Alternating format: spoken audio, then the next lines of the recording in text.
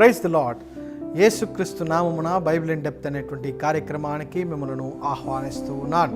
మరి ఈరోజు నోహు జల ప్రళయముకు ముందుగా మనుషులు ఎందుకు అధిక సంవత్సరాలు జీవించారని, అటు తర్వాత ఎందుకు చాలా తక్కువ సంవత్సరాలు జీవిస్తూ ఉన్నారని మనము తెలుసుకుందాం.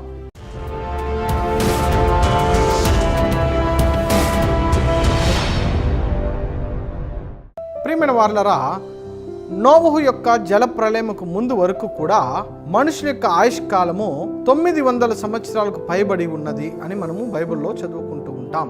కానీ జల ప్రళయముకు తరువాత మనిషి యొక్క ఆయుష్కాలము ఇంచుమించు 100 సంవత్సరాల దగ్గరికి వచ్చేసింది. అనేక బైబిల్ పండితులు లేదా బైబిల్ను బోధించేవారు అందరూ కూడా ఆదికాండము 6వ అధ్యాయము 3వ వాక్యాన్ని మనకు చూపిస్తూ ఉంటారు. అక్కడ మనిషి యొక్క సంవత్సరములో 120 సంవత్సరాలు అగునని దేవుడు చెప్పాడని మనకు బోధిస్తూ మనకు చెప్తూ ఉంటారు. ప్రియమైన వారలారా, అది కారణమైతే కానే కాదు.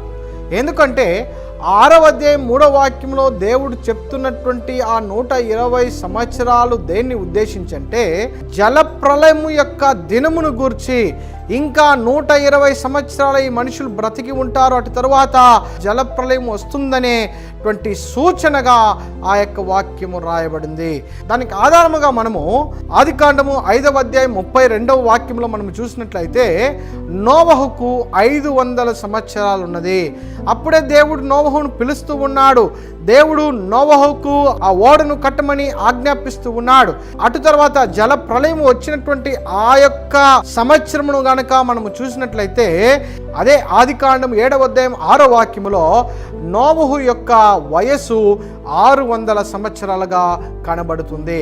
కాబట్టి ఈ యొక్క 120 సంవత్సరాలుగా తగ్గించబడలేదు. కానీ ఈ 120 సంవత్సరాలు అనేది ఆ కాలంలో పాపములో పడి ఉన్న ప్రజల యొక్క జీవిత కాలాన్ని ఉద్దేశించి అక్కడ దేవుడు ప్రకటిస్తున్నటువంటి మాట, 120 సంవత్సరాలు మాత్రమే మీరు బ్రతికి ఉంటారు, అటు తర్వాత జల ప్రళయం వస్తుందని దేవుడు సూచించాడు.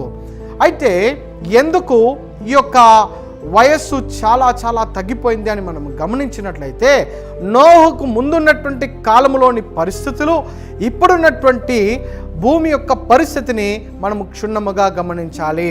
అయితే ఇంతకు ముందున్నటువంటి పరిస్థితి గురించి తెలుసుకోవాలంటే ఆదికాండము 1వ అధ్యాయములో దేవుడి భూమిని ఎలా సృష్టించాడో ఆ విషయాన్ని మనము తెలుసుకోవాలి. 6వ వాక్యంలో మీరు చూసినట్లయితే ఒక విశాలాన్ని సృష్టించి ఆ యొక్క నీళ్లను పై జలములుగా క్రింది జలములుగా విభజిస్తున్నటువంటి సంగతిని మనం గమనించవచ్చు.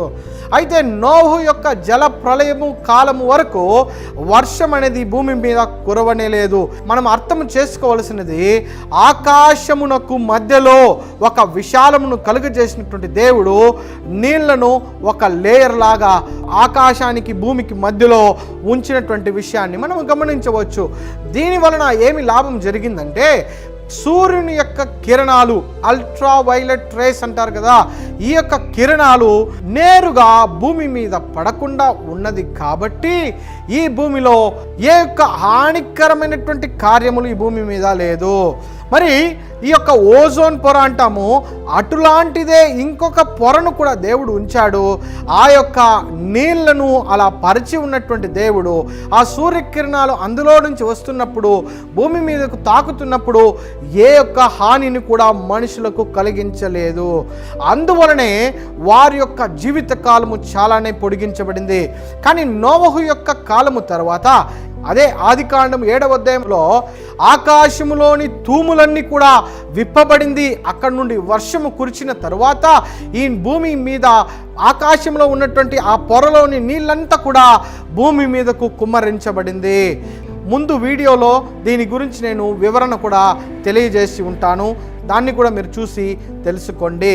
ఇలా ఆ భూమి మీదకు ఈ నీళ్ళన్నీ వచ్చేసిన తర్వాత సూర్యుని యొక్క కిరణాలు, అల్ట్రా వైలెట్ రేస్ అనేవి మనుషుల మీదకు, ఈ యొక్క భూమి మీదకు సూటిగా తాకటానికి మొదలుపెట్టింది. కాబట్టి మనుషుని యొక్క ఆయుష్కాలము తగ్గించబడింది. సైన్స్ ప్రకారం మీరు గమనించి చూస్తే ఏజింగ్ ఫ్యాక్టర్, వయసు అవ్వటానికి, త్వరలో వృద్ధాప్యం వచ్చేదానికి కారణాలు ఏమంటే మొదటి కారణము అల్ట్రా వైలెట్ రేస్ అని సైంటిస్టులు కూడా చెప్తారు. ప్రియమైన వారలారా, ఇలాంటి కిరణాల వల్ల మనిషి యొక్క ఆయుష్కాలము తగ్గిపోవటానికి అనేకమైనటువంటి వ్యాధులు కూడా వస్తూ ఉన్నాయి. దానితో పాటు క్యాన్సర్, సైకియాట్రిక్ సమస్యలు, మరలా కార్డియాక్ రిథంలో కూడా చేంజ్ వస్తుందని చెప్పి, DNA స్ట్రక్చర్స్లో చేంజ్ వస్తుందని చెప్పి, మ్యూటేషన్స్ జరుగుతుందని చెప్పి, ఈ యొక్క అల్ట్రా వైలెట్ రేస్ అంత డేంజరస్ అని చెప్పి ఈ యొక్క సైంటిస్టులు చెప్తూ ఉంటారు. అయితే నోవహు యొక్క జల ప్రళయముకు ముందుగా ఎందుకు వారు అంతగా బతికారంటే అల్ట్రా వైలెట్ రేస్ భూమిని తాకలేదు. ఇప్పుడైతే అన్ని విధాలుగా మార్పులు చెందినటువంటి ఈ భూమిలో మనం జీవిస్తూ ఉన్నాం కాబట్టి మన వయసులు కూడా చాలా కుదించబడిందని మనము అర్థం చేసుకుందాం. దేవుడు మిమ్మల్ని దీవించునుగాక. ఆమేన్.